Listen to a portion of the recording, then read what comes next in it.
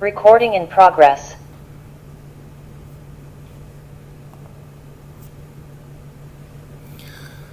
그러므로 한 사람으로 말미암아 죄가 세상에 들어오고 죄로 말미암아 사망이 들어왔나니 이와 같이 모든 사람이 죄를 지었으므로 사망이 모든 사람에게 이르렀느니라. 죄가 율법이 있기 전에도 세상에 있었으나 율법이 없었을 때에는 죄를 죄로 여기지 아니하였느니라. 그러나 아담으로부터 모세까지 아담의 범죄와 같은 죄를 짓지 아니한 자들까지도 사망이 왕 노릇하였나니 아담은 오실 자의 모형이라. 그러나 이 은사는 그 범죄와 같이 아니하니 곧 한 사람의 범죄를 인하여 많은 사람이 죽었은즉 더욱 하나님의 은혜와 또한 한 사람 예수 그리스도의 은혜로 말미암은 선물은 많은 사람에게 넘쳤느니라. 또 이 선물은 범죄한 한 사람으로 말미암은 것과 같지 아니하니 심판은 한 사람으로 말미암아 정죄에 이르렀으나 은사는 많은 범죄로 말미암아 의롭다 하심의 이름이니라. 한 사람의 범죄로 말미암아 사망이 그 한 사람을 통하여 왕노릇하였은즉 더욱 은혜와 의의 선물을 넘치게 받는 자들은 한 분 예수 그리스도를 통하여 생명 안에서 왕노릇하리로다. 그런즉 한 범죄로 많은 사람이 정죄에 이른 것 같이 한 의로운 행위로 말미암아 많은 사람이 의롭다 하심을 받아 생명에 이르렀느니라. 한 사람이 순종하지 아니함으로 많은 사람이 죄인 된 것 같이 한 사람이 순종하심으로 많은 사람이 의인이 되리라. 율법이 들어온 것은 범죄를 더하게 하려 함이라. 그러나 죄가 더한 곳에 은혜가 더욱 넘쳤나니 이는 죄가 사망 안에서 왕노릇한 것 같이 은혜도 또한 의로 말미암아 왕노릇하여 우리 주 예수 그리스도로 말미암아 영생에 이르게 하려 함이라. 아멘. 아멘.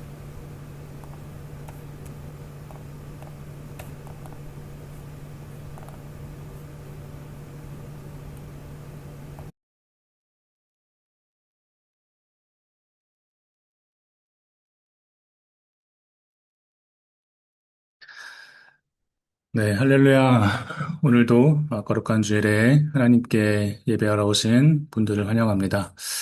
하나님께서 오늘 우리에게 큰 은혜 내려주시기를 축복합니다. 우리는 인생에서 어떤 사람을 만나느냐에 따라서 삶이 완전히 바뀌기도 합니다.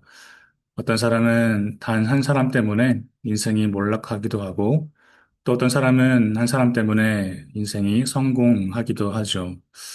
우리는 태어날 때부터 혼자 살아가는 사람이 아닙니다. 부모님의 영향을 받고, 또 우리 친구의 영향을 받고, 직장 동료들과, 심지어는 그저 지나치는 사람들에게서도 영향을 받을 수가 있습니다. 어릴 때 들었던 말 한마디가 평생 내 마음에 남기도 하고, 또 누군가의 가르침이 나의 삶의 가치관이 되기도 합니다. 미국의 사회운동가 헬렌 켈러는 날 때부터 앞을 보지도 귀로 듣지도 못하게 태어났습니다. 보지도 듣지도 못하니까 당연히 세상에 대해서 배울 수 있는 것이 없었겠죠.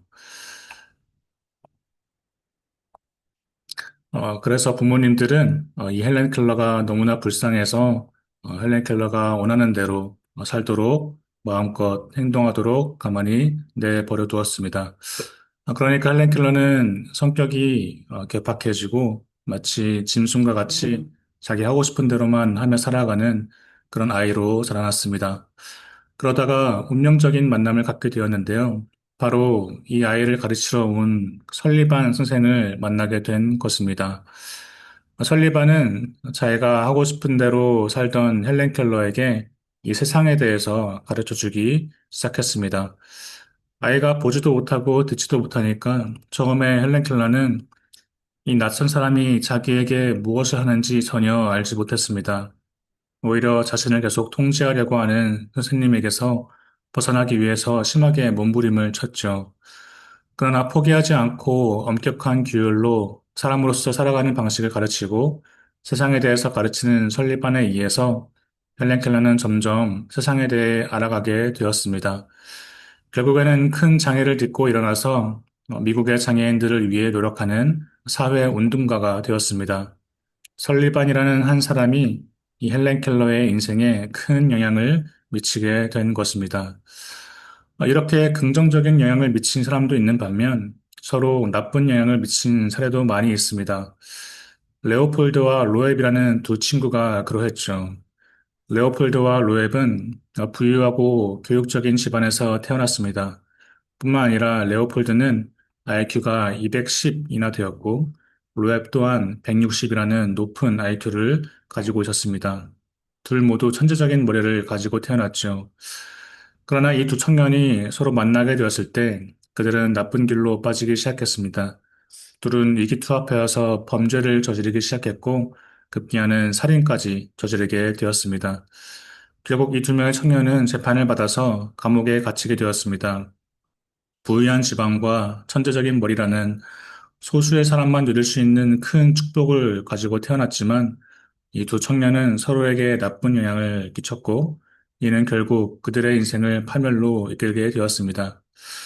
이 두 이야기를 볼 때에 어쩌면 우리가 어떤 환경에서 태어나느냐 보다 어떤 사람을 만나느냐가 나에게 더 큰 영향을 미치게 되는 것 같습니다. 눈과 귀에 장애를 안고 태어났던 헬렌 켈러는 설리반을 만나 아주 훌륭한 사람이 되었고, 부족할 것 없는 환경과 좋은 머리를 갖고 태어났던 이 레오폴드와 로앱은 서로를 만남으로써 큰 죄를 저지르고 파멸하였지요. 우리는 인생에서 누구를 만나야겠습니까? 우리는 누구의 영향을 받고 살아갑니까? 성경은 모든 사람이 영향을 받고 살아가는 이 두 사람에 대해서 이야기하고 있습니다. 바로 아담과 예수 그리스도이죠. 오늘 로마서의 말씀은 율법과 은혜에 관한 말씀입니다. 한 사람의 불순종으로 말미암아 죄가 이 세상에 들어왔습니다. 그 사람은 최초의 인간 아담입니다. 죄가 아담을 통해서 들어왔고 이로 인해 그의 자손인 모든 사람이 죄를 범하게 되었습니다. 그렇게 죄가 세상에 들어와 만연한 상태에 이르렀지만 사람들은 처음에는 그것을 죄로 여기지 않고 살았습니다. 아직 율법이 없었기 때문이죠. 나중에 하나님께서 모세에게 율법을 알려주신 후에야 사람들은 죄가 무엇인지 깨닫게 되었습니다. 그렇습니다. 율법은 우리의 죄를 깨닫게 해줍니다. 율법은 좋은 것입니다. 하나님께서 우리에게 주신 것이기 때문입니다. 야고보서 1장 17절에 온갖 좋은 은사와 온전한 선물이 다 위로부터 빛들의 아버지께로부터 내려오나니 그는 변함도 없으시고 회전하는 그림자도 없으시니라고 하였습니다. 하나님께로부터 나온 것은 다 선합니다. 악한 것이 하나도 없습니다. 그러니 하나님께로부터 나온 이 율법도 당연히 선한 것입니다. 20절에 보면 율법이 들어온 것은 범죄를 더하게 한다고 했는데, 이 구절만 보면 율법이 죄를 더하는 것인가, 율법이 나쁜 것인가 라고 오해할 수도 있습니다. 그러나 20절의 말씀은 율법 때문에 죄가 늘어났다는 말이 아니라 죄가 죄인지도 모르고 있다가 율법을 통해서 밝히 드러났기 때문에 사람들이 알게 된, 인식하게 된 죄가 많아졌다는 그런 의미입니다. 우리가 집을 어둡게 하고 있으면 더러운 때와 먼지들이 마치 없는 것처럼 보이지요. 불을 켜서 밝게 하면 이 더러운 것들이 다 보여서 마치 집이 더러워진 것 같은 착각이 드는 것과 같습니다. 이처럼 율법은 좋고 또 선한 것입니다. 우리에게 죄가 무엇이고 무엇이 잘못된 행동인지 깨닫게 해주기 때문입니다. 옛날에 한 고을에 어떤 부부가 살고 있었습니다. 어느 날 이 부부는 아들을 낳게 되었는데요. 그 아들이 부모님 보기에 너무 이쁜 것입니다. 그래서 부모는 이 아들을 오냐 오냐 하면서 키웠습니다.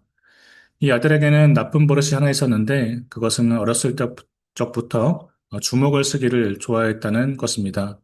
상대가 부모든 누구든 툭 하면 주먹을 휘둘렀던 것이죠. 그런데 이 부모는 이 아들을 너무 사랑해서 이 버릇을 고칠 생각을 하지 않았습니다. 오히려 아이가 주먹을 휘두르면 멋있다며 축혀 세워 주었지요. 아이였을 때야 그 주먹에 맞아도 아프지도 않고 귀여울 뿐이지만 이 아들이 크면 클수록 어떻습니까? 주먹을 맞으면 아프죠. 그래도 이 부모는 여전히 그 버릇을 내버려만 두었습니다. 마침내 아들이 청년이 되었을 때 여전히 버릇을 고치지 못한 아이는 자기 마음대로 내키는 대로 주먹을 휘두르다가 결국에는 부모님을 때려서 죽이는 일을 벌이게 됩니다. 아들은 곧 체포되어서 감옥에 갇히게 되었고 이 끔찍한 일에 사람들은 경악을 하면서 저 페류나를 당장 사형시키라고 말했습니다. 그런데 정작 이 아들은 자신이 대체 무슨 잘못을 했는지를 알지를 못했습니다. 인면수심이라고 하지요. 얼굴은 사람의 얼굴을 하고는 있지만 그 행동이 짐승과도 같은 사람을 말합니다. 어렸을 적부터 누구도 그에게 잘못되었다는 것을 알려주지 않았기에 그런 일을 저지르고도 아들은 자신의 잘못을 알지 못했습니다. 그때 지나가던 한 선생이 이 이야기를 듣고 그 아들이 갇혀있는 감옥에 가서 이 아들을 교육하기를 시작합니다. 무엇이 옳고 그른 것이고 세상의 도리와 이치는 무엇이며 또 사람으로서 해야 하는 일과 하지 말아야 할 일들을 하나하나 가르쳐 주었죠. 그러자 이 아들이 자신이 저지른 짓이 얼마나 끔찍한 일이고 얼마나 큰 죄였던 것인지를 깨닫게 됩니다. 그는 그때부터 대성통곡을 하면서 자신은 큰 죄인입니다 라고 고백하며 어서 자신을 죽여달라고 사형시켜달라고 간청하였습니다. 여러분, 이 이야기의 교훈이 무엇입니까? 무엇이 죄인지 모르는 사람은 자신도 모르게 큰 죄를 저지르게 됩니다. 사망에 이르는 끔찍한 죄를 저질러 놓고도 자기가 무슨 일을 했는지 알지 못하는 것이죠. 우리가 하나님께 우리 죄를 고백하고 우리의 죄를 용서를 구하면 자비로우신 하나님께서는 우리를 용서해 주십니다. 그런데 우리가 무슨 죄를 지었는지 알아야 용서를 구하든 할 것 아닙니까? 그런 면에서 율법은 선한 것입니다. 그런데 왜 우리는 가끔 이 율법을 선한 것으로 여기지 못할까요? 그것은 우리가 율법을 율법주의와 착각하기 때문입니다. 율법과 율법주의는 전혀 다른 것입니다. 율법은 하나님께서 주신 선한 것이고 우리 죄를 깨닫게 해주는 좋은 것이지만 율법주의는 그렇지 않습니다. 율법주의는 율법을 최고의 가치로 삼는 것입니다. 하나님의 사랑, 하나님의 은혜, 예수 그리스도의 보혈보다 율법을 더 큰 것으로 여깁니다. 다른 사람에게 하나님의 사랑을 전하지 않고 율법을 전하고 은혜를 말하지 않고 율법을 강요합니다. 무엇보다 큰 문제는 자신들을 의로운 사람으로 여기면서 회개하지 않는다는 것이지요. 예수님께서 주신 비유 중에 성전에 올라간 바리새인과 세리의 비유가 있습니다. 이때 이 바리새인의 기도가 어떠했나요? 그는 누구보다 율법을 잘 알고 있었고 또 그것을 최고의 가치로 삼았던 율법주의자 바리새인은 스스로를 의인으로 여기면서 단 하나도 회개하지 않았습니다. 잘못을 깨닫고 회개하라고 율법을 주셨는데 오히려 이 율법 때문에 회개가 사라져버리는 것이지요. 그것이 율법주의입니다. 그래서 우리는 율법을 선한 것으로 여기되 율법주의는 버리시기를 바랍니다. 가장 최고의 가치는 율법이 아니라 하나님의 은혜입니다. 율법이 우리를 구원해 주는 것이 아니라 하나님의 은혜, 예수 그리스도의 은혜, 또 십자가의 은혜가 우리를 죄에서 구원합니다. 그래서 이 아담의 죄, 아담으로부터 이어진 이 원죄에 대한 이야기를 할 때는 언제나 은혜라는 말이 같이 나왔습니다. 아담으로부터 계속 이어지는 죄를 원죄라고 하죠. 이 원죄에 대한 논쟁이 역사 가운데 많이 있었는데 그때마다 꼭 빠지지 않는 게 바로 하나님의 은혜입니다. 4세기나 5세기에 있었던 원죄 논쟁이나 또 13세기의 유명한 신학자 토마스 아퀴나스도 원죄를 이야기할 때는 꼭 은혜를 강조하였습니다. 오늘 사도 바울이 쓴 이 로마서도 마찬가지입니다. 오늘 말씀에서 아담으로부터 이어진 원죄와 율법에 대비되는 것으로 무엇을 이야기했습니까? 바로 예수 그리스도로부터 이어지는 하나님의 은혜입니다. 자, 우리는 이런 율법주의자가 아닌 은혜주의자가 되어야 합니다. 은혜를 최고의 가치로 여기고 하나님의 은혜를 또 주변에 전하는 사람이 되어야 합니다. 아까 제가 부모를 죽인 한 남자에 대해 이야기했었죠. 그는 자신이 어떤 잘못을 했는지 깨닫고는 후회하고 뉘우쳤습니다. 그러나 그가 아무리 뉘우친다 한들 그의 죄가 사라지는 것은 아닙니다. 그저 법대로 사형이 집행될 뿐이지요. 그러나 우리는 사형에 처해야 할 죄인임에도 불구하고 우리 죄를 뉘우치고 회개했을 때 하나님께서는 우리를 너는 무죄라고, 너는 의인이라고 말씀해 주십니다. 그렇게 우리가 죄의 감옥에서 벗어나 자유케 해 주시는 것입니다. 이 모든 것이 바로 하나님의 은혜입니다. 오늘 말씀 18절 말씀에 그런즉 한 범죄로 많은 사람이 정죄에 이른 것 같이 한 의로운 행위로 말미암아 많은 사람이 의롭다 하심을 받아 생명에 이르렀느니라고 하였습니다. 아담으로 인해서 모든 사람이 죄의 지배를 받게 되었다면 예수 그리스도 한 분으로 인하여 모든 사람이 구원을 받는 길에 이르렀습니다. 우리는 아담의 영향을 받는 사람이 되어야 할까요? 아니면 예수님의 영향을 받는 사람이 되어야 할까요? 누구의 영향을 받느냐에 따라서 우리의 삶이 구원받을 수도 있고 혹은 파멸할 수도 있습니다. 우리가 아담의 영향 아래에만 머물러서 원죄의 지배를 받고 늘 죄의 노릇을 한다면 우리의 삶은 결국 무너질 수밖에 없겠지요. 그러나 우리가 예수님을 만나는 순간 우리는 그 죄의 지배에서 자유케 되고 그 생명을 얻는 구원의 길에 이르게 됩니다. 예수님의 길을 따르는 것이 때로는 어려운 일일 수도 있습니다. 그 길은 좁은 길이기 때문입니다. 마태복음 7장에서 예수님이 말씀하시기를 좁은 문으로 들어가라. 멸망으로 인도하는 문은 크고 그 길이 넓어 그리로 들어가는 자는 많고 생명으로 인도하는 문은 좁고 길이 협착하여 찾는 자가 조금이라고 하였습니다. 그 길은 분명히 쉽지 않은 길입니다. 지켜야 할 것도 많습니다. 우리가 이웃을 사랑해야 하고 약한 사람을 괴롭히지 말아야 하고 부모님을 공경해야 하고 또 다른 신을 섬기지 말아야 하고 등등 여러 가지 율법이 있습니다. 그러나 이것은 하나님을 위한 것이 아니라 바로 우리를 위한 가르침입니다. 설리반 선생이 헬렌 켈러에게 엄격한 규율로 세상에 대해서 가르쳐 준 것처럼 영적으로 맹인 것 같은 우리에게 무엇이 옳고 그른지 가르쳐 주시는 것이지요. 이렇게 우리가 아담이 아닌 예수님의 영향을 받으며 살아가게 된다면 우리는 분명 축복된 인생을 살게 될 것입니다.